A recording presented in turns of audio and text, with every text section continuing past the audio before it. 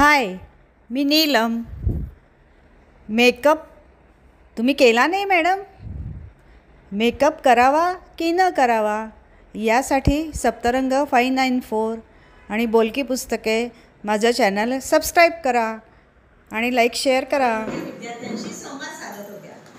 त्यांच्या अंगावर हातातील घड्याळाशिवाय दुसरं कुठलंही आभूषण दिसत नव्हतं.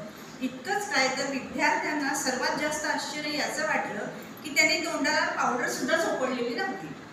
भाषण इंग्रजीत होतं. त्या फक्त जास्तीत जास्त 5 मिनिटं बोलल्या असतील, पण त्या 5 मिनिटांच्या भाषणातील शब्द हे समाजात अंजन लावणारे आणि दृढ संकल्पाने भरलेले होते. इतक्यात विद्यार्थ्यांनी प्रश्न विचारायला सुरुवात केली. मॅडम, आपलं नाव काय आहे? माझं नाव राणी आहे. सोयमोई हे माझं कुटुंबातील नाव आणि मी ओडिसातील मूळ निवासी आहे. अजून काही विचारायचं आहे? विद्यार्थीमधील एक हडकुळी बारीक मुलगी उभी ठाकली. विचार बाळा. मॅडम, तुम्ही मेकअप का नाही करत? मॅडमचा चेहरा अचानक पिवळा पडला होता. त्यांच्या माथ्यावर घामाचे दव जमा झाले होते.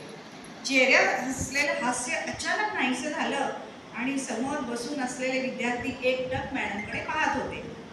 त्यांनी शेजारी टेबलावर ठेवून असलेली पाण्याची बाटली उघडली, तोंडाला लावली, एक नजर पुढ्यात बसून असलेल्या विद्यार्थ्यावर फिरवली आणि प्रश्न विचारलेल्या मुलीला हाताने बसण्याचा इशारा केला. यावेळी मॅडम नम्रपणे बोलू लागल्या. मला भेडसावून आणि काळजीत टाकणारा प्रश्न विचारला आहेस बाळा तू. हा असा प्रश्न आहे ज्याचं उत्तर एका शब्दात देणं कठीण आहे.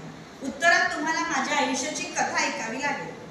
मला सांगा, काय तुम्ही माझी कथा ऐकण्यासाठी तुमच्या आयुष्यातील 10 मिनिटं देण्यास तयार आहात? हो हो, तयार आहे. माझा जन्म ओडिसा राज्यातील एका आदिवासी कुटुंबात झाला होता. शेजारी बसून असलेला कलेक्टर अचानक